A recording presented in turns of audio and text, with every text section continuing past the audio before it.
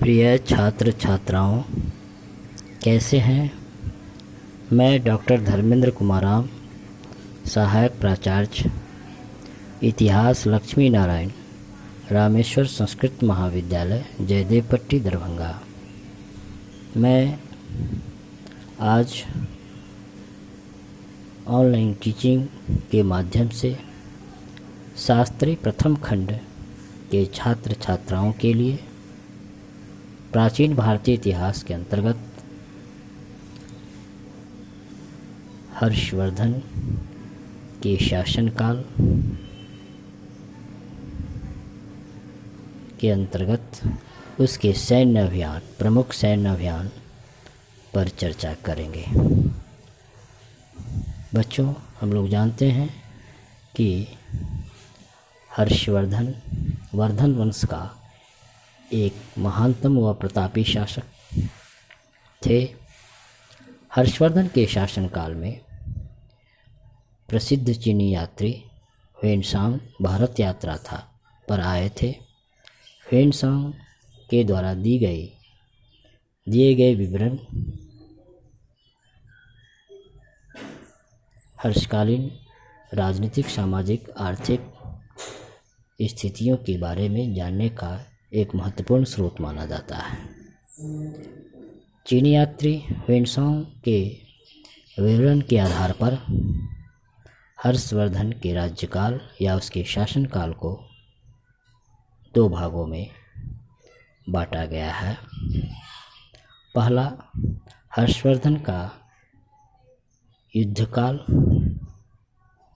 जो हर्षवर्धन के राज्यारोहण अर्थात 606 ईस्वी से 612 ईस्वी तक माना जाता है, जिसमें हर्षवर्धन ने कई युद्ध किए, तथा दूसरा उसका शांति काल, जो 612 ईस्वी से 642 ईस्वी के बीच माना जाता है, जिसमें हर्षवर्धन ने शांतिपूर्ण तरीके से शासन किया।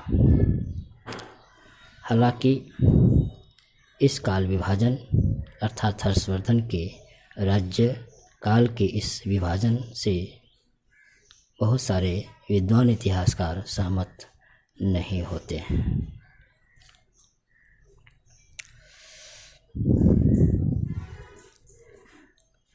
हर्षवर्धन ने वल्लभी के शासक ध्रुवसेन द्वितीय पर आक्रमण करते हुए ध्रुवसेन द्वितीय को पराजित किया और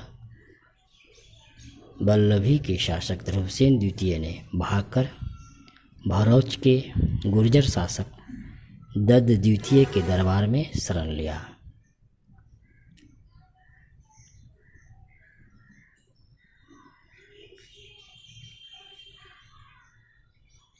गुर्जर नरेश ने हर्ष से उसका राज्य वापस दिला दिया।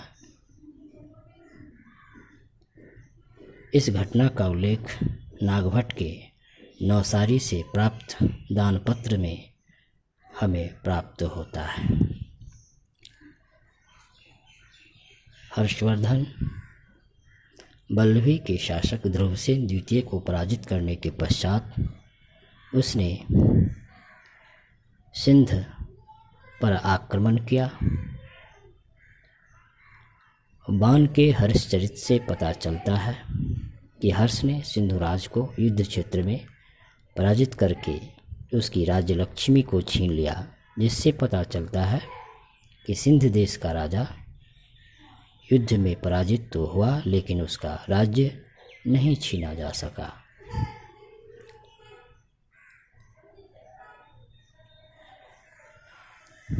हर्षवर्धन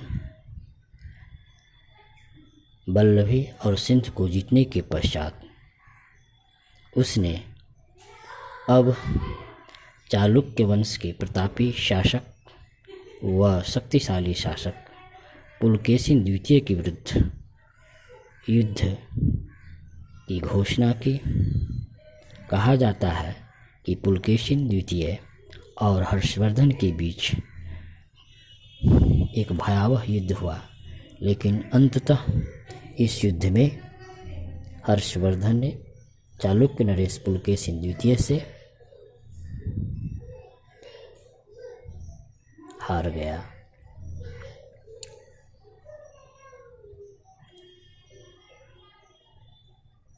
बहुत सारे विद्वान पुलकेशिन द्वितीय द्वारा हर्ष की पराजय की बात स्वीकार नहीं करते, क्योंकि इस युद्ध की चर्चा पुलकेशिन द्वितीय अपने ऐहोल अभिलेख में करता है, और ऐहोल अभिलेख के रचयिता उसके राज दरबारी कवि रविकीर्ति का है, जो इस युद्ध का विवरण एकांकिक प्रतीत होता है। हर्ष और पुलकेशिन द्वितीय के बीच युद्ध की तिथि के विषय में भी विद्वानों में पर्याप्त मतभेद है। कुछ विद्वान इस युद्ध की तिथि 612 ईस्वी मानते हैं, तो कुछ विद्वान इससे पहले पुलकेशिन द्वितीय के विरुद्ध हर्ष की असफलता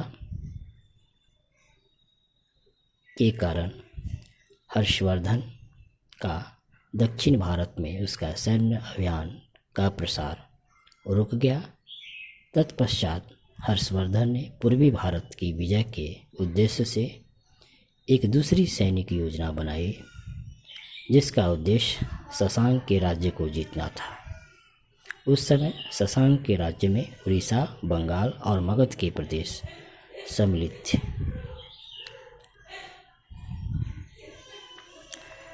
हर्षवर्धन ने शशांक को बुरी तरह से पराजित किया। मगध पहले शशांक के राज्य में ही था। वेनसांग लिखता है कि इसके पहले शशांक मगध में शासन करता था और उसने बोधिगिरा के बोधि वृक्ष को कटवाकर गंगा में फेंकवा दिया था। जीवनी के अनुसार हर्ष ने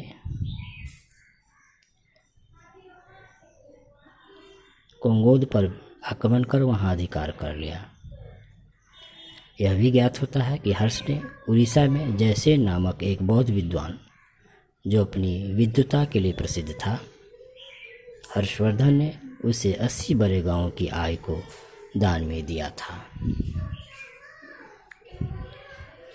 तो बच्चों, आज हम लोग हर्षवर्धन के युद्ध अभियान या सैन्य विजय पर चर्चा की। धन्यवाद।